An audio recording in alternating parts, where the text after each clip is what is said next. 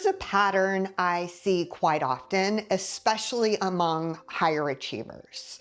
So you've got a vision, you've got motivation, but when it comes to the doing part, things somehow stall. You think about it, maybe even make a plan for it, but doing the actual thing just doesn't seem to happen.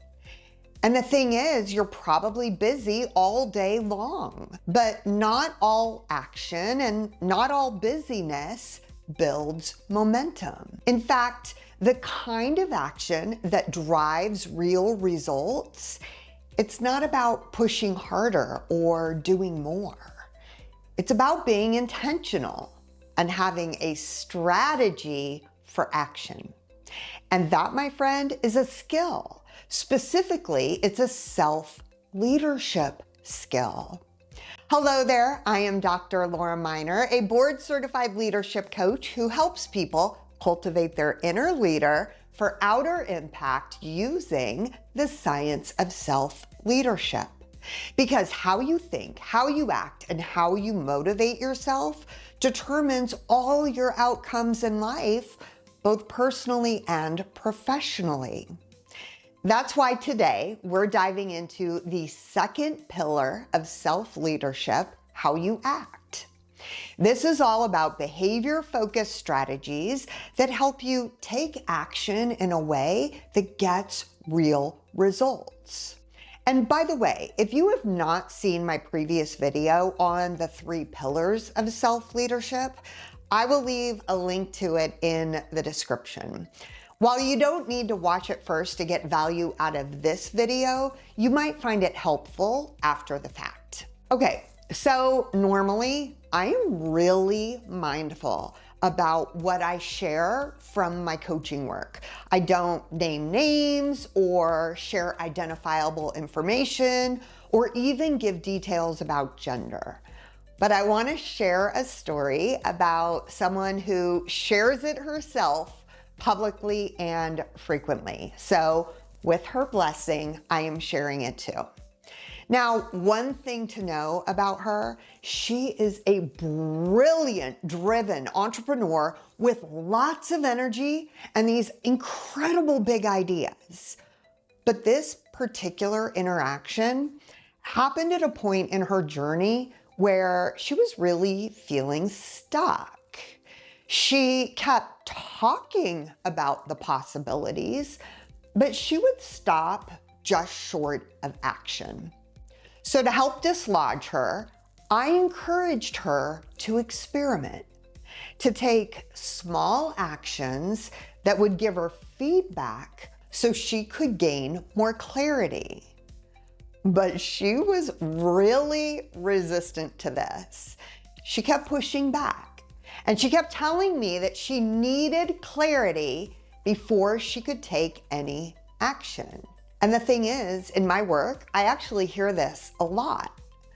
But the truth is, that equation is often backwards. But I let her sit with it.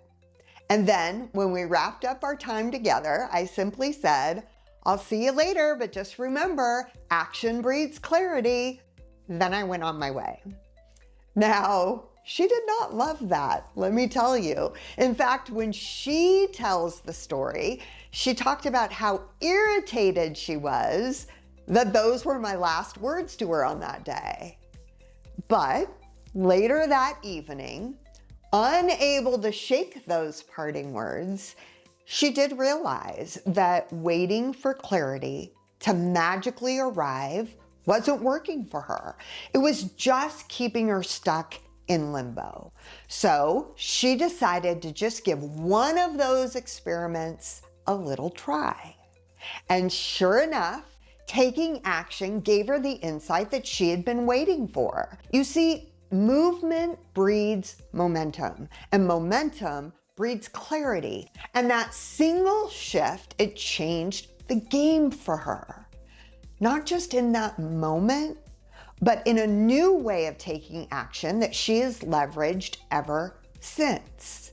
Now, what she experienced in that moment wasn't just a lucky breakthrough or a mindset shift. It was the beginning of a new way of taking action, one that's backed by research and not just intuition. What is really important about the Pillar 2 strategies is that they cover both sides of the action equation. They are designed to help you strengthen the behaviors that actually move you forward, but they are also designed to help tamp down the ones that tend to hold you back. And tackling both sides of this equation matters more than most people realize, because this is what empowers you to make real, meaningful progress towards your goals. The kind of progress that gets you unstuck and moves you forward. But here's the thing, action strategies don't have to be big or bold or over the top. In fact, just the opposite is often true.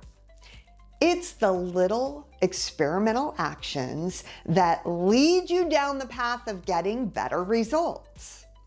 And while there are a variety of strategies that work, I want to share one of my personal favorites because it's simple, powerful, easy to implement it, and clients consistently get great results with it. It's called self-cueing. And while that might sound a little technical on the surface, at its core, it's really just about creating strategic prompts. Little reminders that help you follow through on the things that matter most. These cues become psychological triggers, and they bridge the gap between planning and doing. And when used well, they can completely shift your ability to take intentional action. Now, you don't need anything fancy for this. Just a piece of paper, something to write with, and a few uninterrupted minutes of your time will help you discover what those self-cues can be for you. So let's dive into a 4-step process to uncover them. Step 1, at the top of your piece of paper, write down one important goal. Something that has been sitting in the back of your mind, but hasn't been getting the attention it deserves. Then step 2, I want you to choose one specific action that would move you closer to your goal. You're not writing the whole plan, just one thing that you could realistically do this week that would make a difference. Commit to the action itself, as well as when you'll complete it by, and then write that down on your piece of paper underneath your goal. Now, for step 3, I want you to draw a line down the center of your page so you have 2 columns below your goal. In the left-hand column, I want you to create a list of cues that would help you take action on the goal. This might include things like placing a sticky note on your laptop, or blocking time out in your calendar, or even enlisting the help of an accountability partner. Then in that right-hand column, I want you to list a few reminders about why this action matters to you. This might include things like the bigger goal that the action is tied to, or maybe a personal promise that you're honoring by getting this done. Or perhaps it's tied to the ripple effect that might be created for others. I want you to get personal with it, because these are way more than motivational cues. They're actually anchors, and they're there to act as psychological triggers that bring you back to your purpose if resistance tries to sneak in that back door.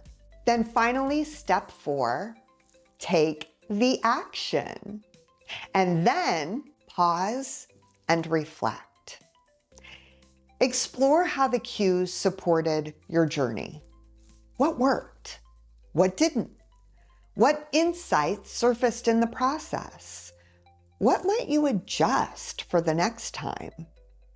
And by the way, if certain cues didn't work, or if your process didn't work, congratulations. That is actually great news because you now have data to work with, and you can use that data to adjust and try again. And this loop of action, reflection, and adjustment, this is exactly how we build our capacity to lead ourselves with intention. And it's not about perfection, it's about progress. And it's about learning what works for you so you can do more of it on purpose. If this is resonating, would you please do me a huge favor and hit that like button and subscribe to the channel? It lets me know that my efforts here are helpful, and it lets YouTube know that these ideas are worth sharing. Thank you. Okay, so in the next video, we're going to dig into a specific pattern that tends to get in the way of all of this. It's negotiating with our excuses. Maybe you've done it before. You say things like, I'll just do it later. I'll just watch one more episode. I've had a long day. I'll just start fresh tomorrow. These can seem harmless in the moment. They're just little trade-offs to give yourself a break. But those tiny negotiations can become the very thing that keeps you stuck. And if you don't catch them early, they start to quietly run the show, pulling you further away from the progress that you actually want to achieve. That's why in the next video, I am breaking down the strategy that helped me to stop negotiating with my excuses and start getting stuff done. And it all came down to one simple question that shifted everything. So if you are ready to keep building momentum, meet me here in this video, and together we'll explore how to become the kind of person who follows through on what matters most. I will see you there soon, my friend.